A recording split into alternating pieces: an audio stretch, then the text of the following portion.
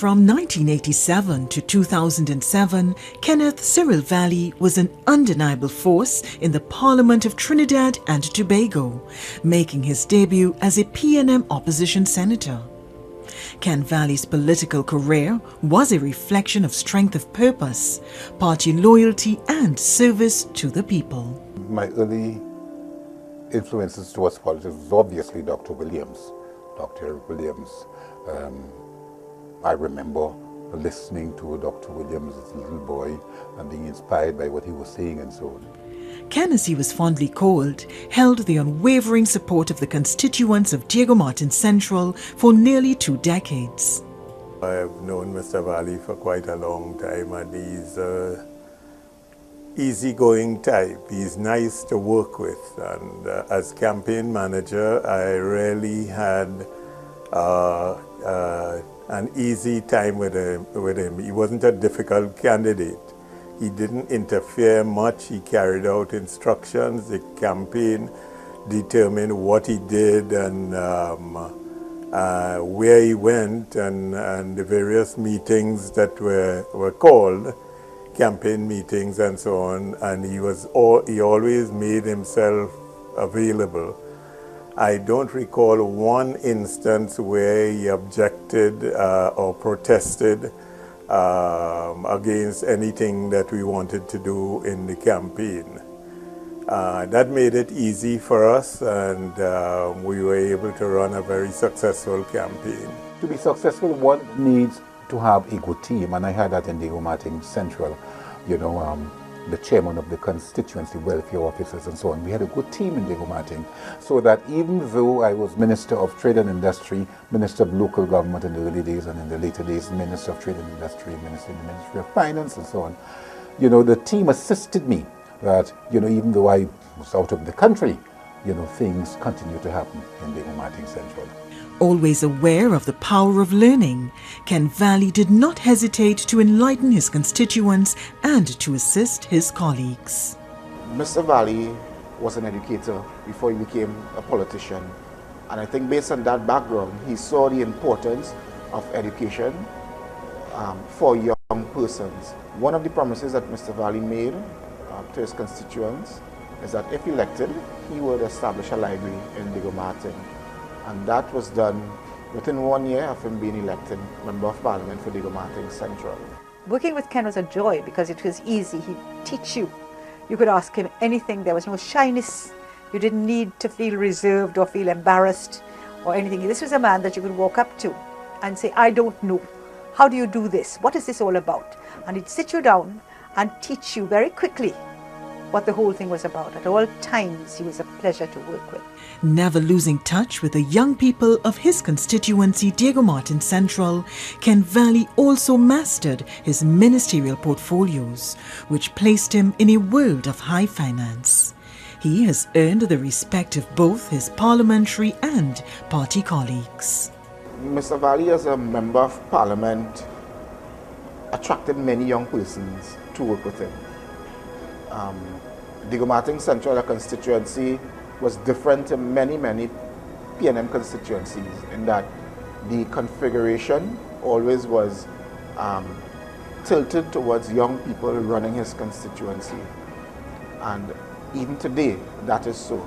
As a Member of Parliament and as a young person, we could have always gone to Mr. Valley and spoken to him on any matter, be it government policy, be it our personal lives, be it something that he may have said that we disagreed with, and he would listen and take note, and we will see the results of our discussions soon thereafter. Ken was the one that was approachable. Ken was the one that chaired the caucuses, for instance, when you're going into Parliament.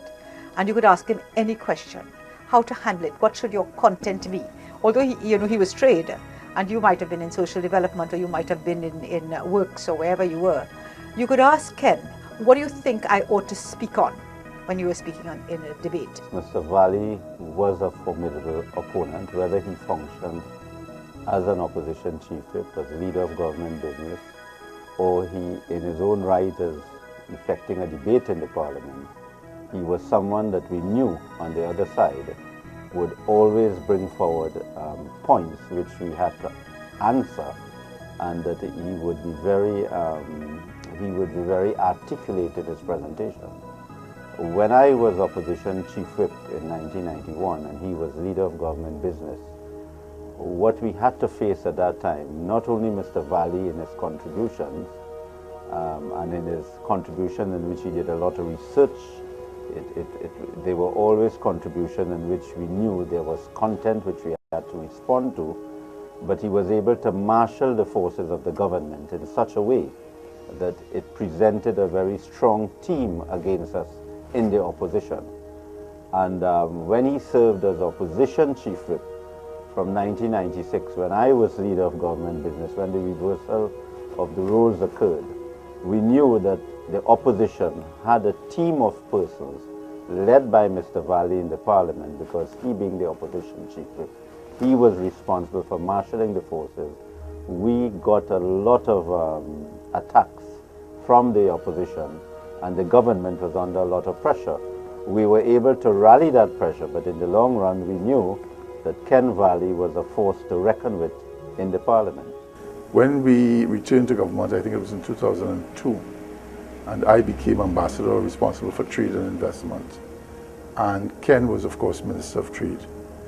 And Ken's vision for South-South development was indeed a remarkable vision. And a lot of the work, in fact, achieved to date is as a result of Ken's vision. Ken Valley is the man who proposed and pushed forward at the government level the concept of the gateway to and from the Latin Americas. Out of that was born it was a forest rope on an energy base, of which he knew nothing, but he was busy promoting using BW to go up island all the way back into the Americas, which is the northern market, using BW trying to get into the southern market, so that you tie the Latin American end into the North American end. People complain that the planes were flying empty. We were trying to set up a system that would last 50 years to 100 years, using some of our oil and natural gas funds to do that. And obviously an initiative such as that will not break even in year one, nor even in perhaps 4 or 5 years. You are looking at the long term. So that what we had to do, instead we had to get COPA to agree to fly to Port of Spain to create that connectivity. I believe that we need that connectivity with Latin America. These are countries right around us, okay? But traditionally we look to the United Kingdom, we look to England, and we leave acres of diamond right in our backyard. Today, Copa Airlines flies to South America, and we have a sustainable airline that links Trinidad and Tobago with South America, and that's quite an achievement. Respected, admired, the personification of loyalty and service. These would be just some of the accolades that Kenneth Cyril Valley has earned during his tenure in Parliament. The Parliament is really the forum of the people. There is where the people's business is really debated, and the government is under scrutiny, and the opposition must demonstrate it's an alternative government. So when Mr. Valley performed the role as leader of government business, he had an important responsibility as the leader of the government in the Parliament to show that the government was capable of governing and was being accountable to the people in its truest form. When he performed the role as opposition chief whip, he had the important role to show that the opposition PNM at that time would have been performing its role to scrutinize the government and to make the then government accountable.